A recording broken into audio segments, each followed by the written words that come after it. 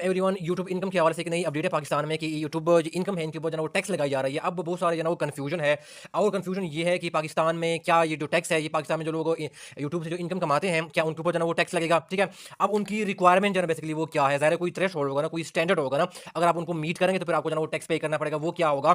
ठीक है, और ये टैक्स जो है वो कैसे कैलकुलेट किया जाएगा, तो इन तीनों सवालों का जवाब मैं इस वीडियो में डिटेल से मैं बताऊंगा, तो इस वीडियो को आखिर तक देखिएगा।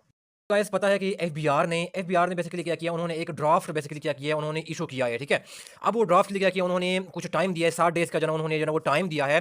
तो जब टाइम जो गुजर जाएगा इसके बाद जो क्या होगा, वो आगे जाके वो लॉ में क्या होगा, वो कन्वर्ट होगा। ठीक है ना, प्रॉब्ली वो 8 या 9 अप्रैल तक जो वो लॉ क्या हो जाएगा, वो बन जाएगा। ठीक हो गया, तो अब उन्होंने ये किया हुआ है कि अच्छा अब सवाल पैदा होता है कि कौन जो वो टैक्स देगा यूट्यूब के ऊपर पाकिस्तान में। तो आपको यहाँ पर लिखा हुआ है कि नॉन रेजिडेंट, ठीक है ना, यहाँ पर लिखा हुआ है कि नॉन रेजिडेंट एफबीआर का जो ड्राफ्ट है, नॉन रेजिडेंट जो पर्सन है, ठीक है ना, वो क्या करेगा, वो अपना यूट्यूब की अर्निंग के ऊपर क्या करेगा, वो टैक्स देगा।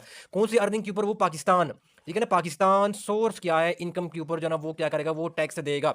अब नॉन रेजिडेंट का मतलब क्या है, पाकिस्तान सोर्स की इनकम का क्या मतलब है, आपको जानते हैं।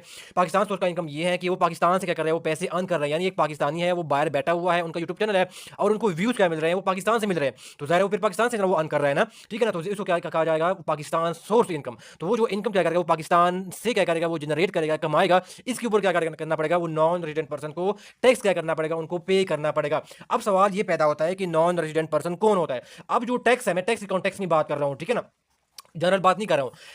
टैक्स ये कहता है, जो टैक्सेशन लॉ है, सॉरी टैक्सेशन लॉ है, वो बेसिकली ये कहता है, वो नॉन रेजिडेंट को इस तरह डिफाइन करता है, अगर कोई क्या है, पाकिस्तानी क्या है, सिटीजन है। ठीक है, कोई पाकिस्तानी सिटीजन है, वो क्या कर रहा है, लिविंग, वो क्या कर रहा है, किसी बाहर क्या कर रहा है, वो रह रहा है, चाहे वो स्टडी के सिलसिले में हो, चाहे वो बिजनेस के सिलसिले में हो, ठीक है ना, या कोई वर्क हो, उस चीज़ में अगर वो पाकिस्तान से बाहर रह रहा हो तो वो क्या करेगा, वो नॉन रेजिडेंट पर्सन क्या कहलाता है, वो कहलाता है। ठीक है ना, ये पाकिस्तान की जो टैक्स लॉ है उसके अंदर जो है वो डिफाइंड है। ठीक है, नॉन रेजिडेंट पर्सन कौन होगा।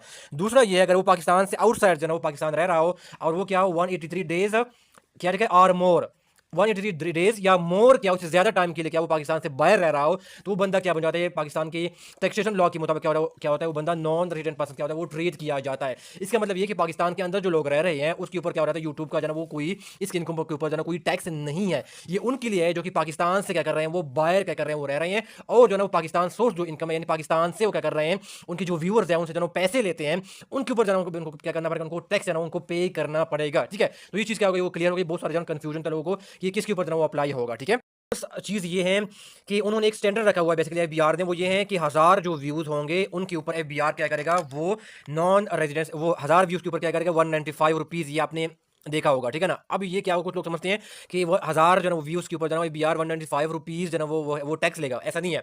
तो गाइस इसमें ये है, एफबीआर ने बेसिकली क्या किया हुआ है, उन्होंने 195 रुपीज़ का एक स्टैंडर्ड रखा हुआ है। अब एफबीआर